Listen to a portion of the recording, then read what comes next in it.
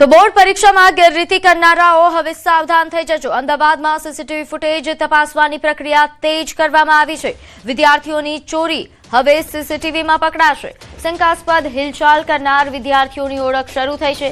ગેરરીતિ કરતા વિદ્યાર્થીઓ પર કાર્યવાહી થશે। સુપરવાઇઝર અને સંચાલકોને ખુલાસા પણ દેવા પડશે।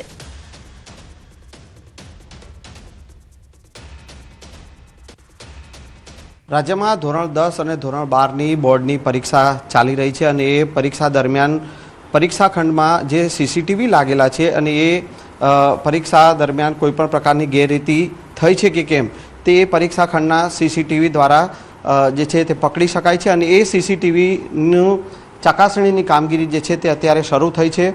અમદાવાદમાં 2 અલગ અલગ સેન્ટર જે છે તે બનાવવામાં આવ્યા છે અને એ સેન્ટરમાં હાલ આપ જે જોઈ શકો છો કે સીસીટીવી ચકાસણી જે પરીક્ષા ખંડમાંથી જે ઝોન વાઇઝ જે સીડીઓ આવતી હોય છે સીસીટીવીની અને એ સીસીટીવીની ચકાસણી કરવામાં આવી રહી છે। જે પ્રકારે પરીક્ષામાં કોઈપણ પ્રકારની ગેરરીતિ થઈ હોય તો એ વિદ્યાર્થીને જે છે તે જિલ્લા કક્ષાએ બોલાવવામાં આવે છે। સાથે સાથે પરીક્ષા ખંડના જે નિરીક્ષક હોય અને સ્થળ સંચાલક છે તેઓને પણ હિયરિંગ માટે બોલાવવામાં આવતા હોય છે। આપણી સાથે આ જે સીસીટીવી સેન્ટર છે તેના નોડલ અધિકારી જે છે જુહીબેન આપણી સાથે છે। મેડમ, જે સીસીટીવી ચકાસણીની કામગીરી કરવામાં આવી રહી છે, કઈ રીતની આ કામગીરી છે, શું છે?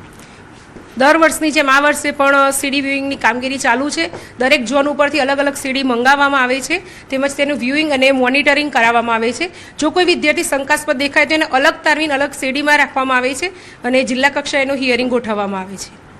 બિલકુલ, તો જે પ્રકારે અત્યારે જે સીસીટીવી ચકાસણી માટેના જે અલગ અલગ જે 2 સેન્ટર જે બનાવવામાં આવ્યા છે અમદાવાદ શહેરના અને એ જગ્યાએ જે છે તે સીસીટીવી ચકાસણી કામગીરી કરવામાં આવી રહી છે।